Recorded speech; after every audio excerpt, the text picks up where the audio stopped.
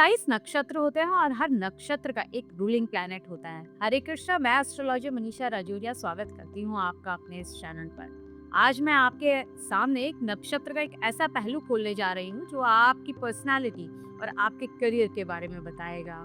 इसके लिए सबसे पहले आपको आपका बर्थ चार्ट लेके बैठना होगा। अगर आपके पास आपकी कुंडली नहीं है तो चिंता नहीं करना, कोई सा भी ऐप जो भी आपको प्रेफरेबल हो, एस्ट्रोटॉक, एस्ट्रोसेज, किसी से में भी आप जाकर के अपनी बर्थ डिटेल फिल कीजिएगा और देखिएगा कि चंद्रमा किस नक्षत्र में बैठा है। अगर आप ये इजी गोइंग कर सकते हैं तो आप वीडियो को आगे कंटिन्यू करके देख सकते हैं। और अगर आप इसमें परेशानी फील कर रहे हैं तो आप मुझे कमेंट सेक्शन पे ईमेल आईडी दिया गया है, वहां पर या फिर कमेंट सेक्शन में अपनी बर्थ डिटेल भेज सकते हैं और मैं आपको बताऊंगी कि आपका जन्म नक्षत्र कौन सा है, ताकि आगे का जो वीडियो आप देखने वाले हैं उसमें आप कंप्लीटली अपने ट्रेड्स को पहचान सकते हैं कि आपकी पर्सनालिटी कैसी है और आपके करियर में किस तरह के ट्रेड्स जरूर आने वाले हैं। अब समझते हैं असली कॉन्सेप्ट को। 27 नक्षत्र 9 ग्रहों में बांटे गए हैं। हर एक ग्रह 3 नक्षत्रों का स्वामी माना गया है।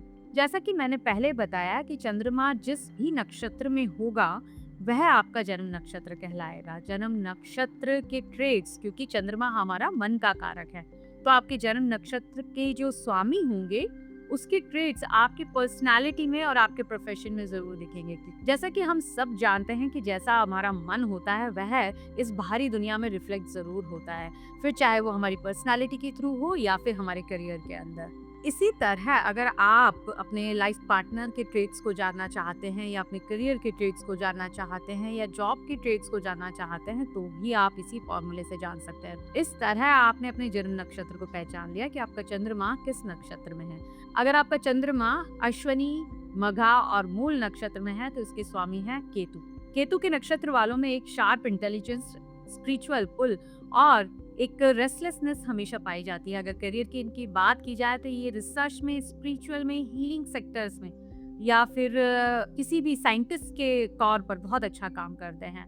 फॉरेन में भी ये लोग काम कर सकते हैं।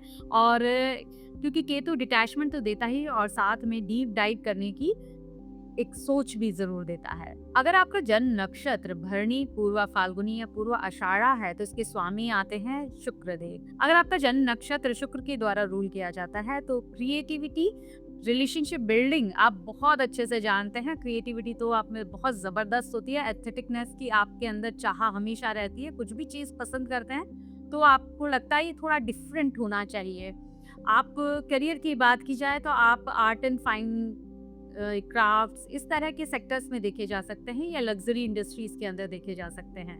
इसी तरह अगर आपका चंद्रमा कृतिका, उत्तरा फाल्गुनी और उत्तरा आषाढ़ा नक्षत्र में है तो इसके लॉर्ड आते हैं सूर्य।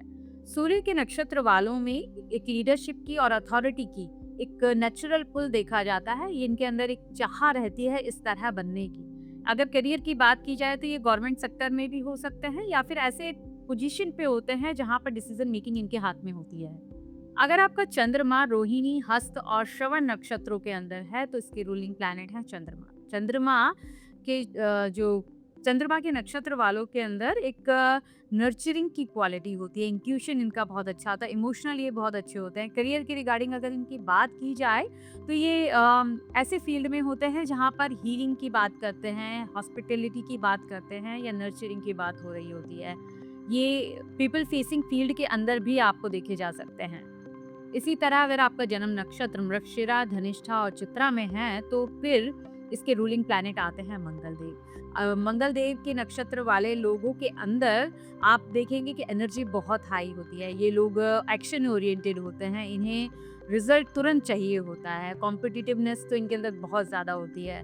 अगर करियर की बात की जाए तो ये लोग इंजीनियरिंग फील्ड में, स्पोर्ट्स के अंदर या फिर फास्ट पेस में जहाँ काम करना हो उस तरह की जगहों पर ये लोग मिलते हैं आपको। अगर आपका चंद्रमा आद्रा, स्वाति या शतभिषा नक्षत्र में है तो इसके रूलिंग प्लैनेट आते हैं राहु।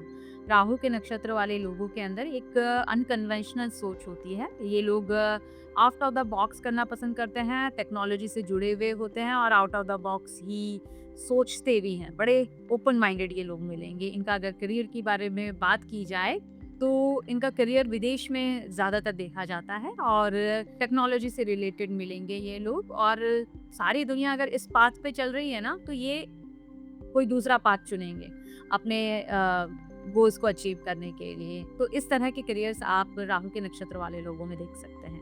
अगर आपका जन्म नक्षत्र पुनर्वसु, विशाखा या फिर पूर्वा भाद्रपद है तो इसके रूलिंग प्लैनेट्स आते हैं गुरुदेव यानी कि जुपिटर।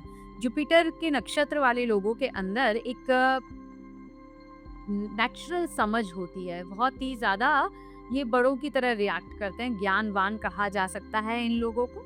ये स्पिरिचुअल भी बहुत होते हैं, टीचिंग की इनके अंदर क्वालिटी देखी जा सकती है।